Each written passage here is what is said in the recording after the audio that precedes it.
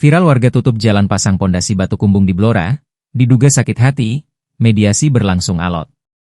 Di tengah-tengah jalan atau lorong gang RT 2 RW 3, Desa Kalangan, Kabupaten Blora ada pemandangan yang tak disangka dan diduga. Sebuah pondasi terpasang di tengah lorong RT 2 RW 3, Dukuh Ngudi, Desa Kalangan, Kecamatan Tunjungan, Kabupaten Blora. Aksi pemasangan batu kumbung itu dilakukan setelah pergantian tahun. Lorong jalan yang diblokade memiliki lebar sekitar 2 meter dan panjang sekitar 100 meter. Akibat pemasangan batu kumbung tersebut, kendaraan roda 4 tidak dapat melintas, sementara kendaraan roda 2 masih bisa melintas dengan hati-hati. Pemasangan pondasi batu kumbung itu dilakukan oleh seorang warga setempat, Watri. Diketahui, Watri sedang berkonflik dengan tetangganya, bernama Retno. Rumah keduanya saling berhadapan. Watri memasang pondasi batu kumbung itu berdasarkan acuan sertifikat tanah yang dimilikinya.